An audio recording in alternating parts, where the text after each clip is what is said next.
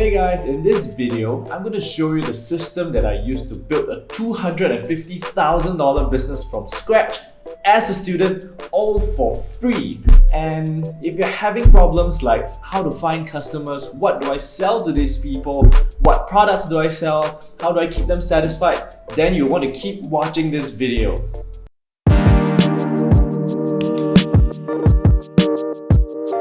My name is Gerald and my channel is all about helping you to save more, earn more and multiplying your money. And if that sounds good to you, be sure to hit that subscribe button.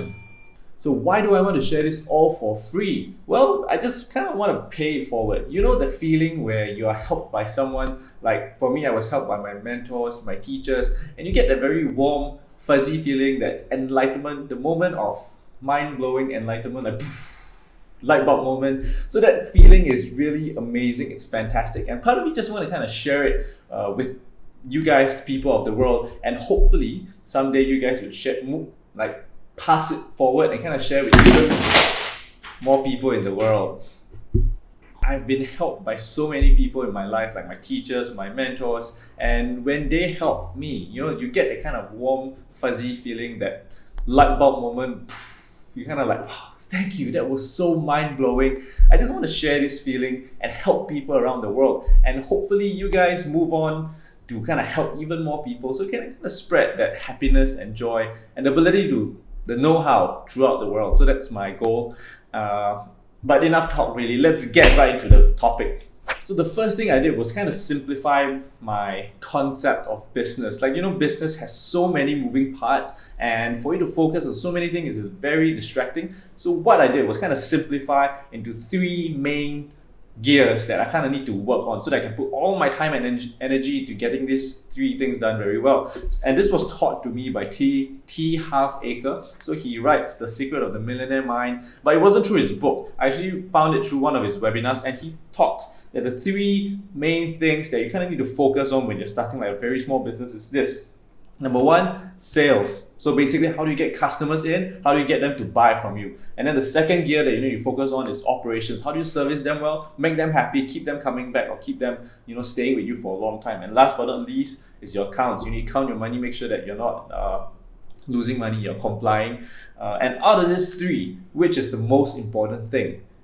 Can you guess? So I was taught, or at least in my perspective, I believe that sales during the beginning is the most important thing. Why? It brings money into the machine. So if you don't have any money, the whole thing just kind of stops. So that's why sales is, like, to me, the most important thing.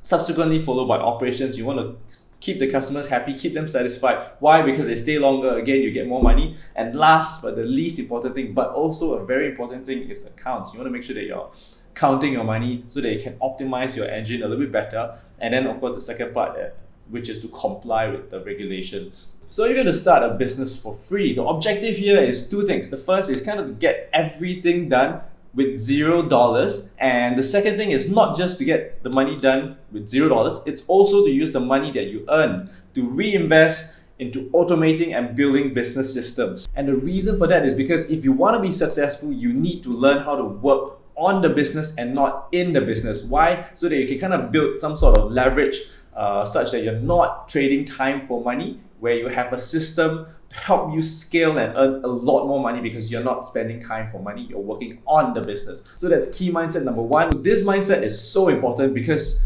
when you kind of go through this pain and struggle of starting a business, this mindset will help remind you and tell you that, hey, you're in this for the long term, not for the short term. Because in the short term, when you're reinvesting back, you're going to be putting thousands and thousands back into the business, and you'll be wondering, why not just take the money, just put it in my pocket, right? So you kind of really need to have the mindset that this is the long game. You want to scale and grow big. So that's why you kind of need to reinvest the business and not take cash out of the business. So that's the key takeaway that I kind of learned from having this mindset. Because you're going to be giving a lot of money to staff, to partners, and it's going to be painful, but you need to resist because you're in it for the long term. So the next big problem is that how do you sell a product? Like, what do you sell? And how do you even sell it for like $0? Don't you need kind of capital to kind of get started to buy products? Not to mention, the more you buy, the more discounts you get, the more profit margins. Problems like this, and so many people just kind of step back and decide, you know what, I'm not going to do a business because it's too risky, it's too dangerous.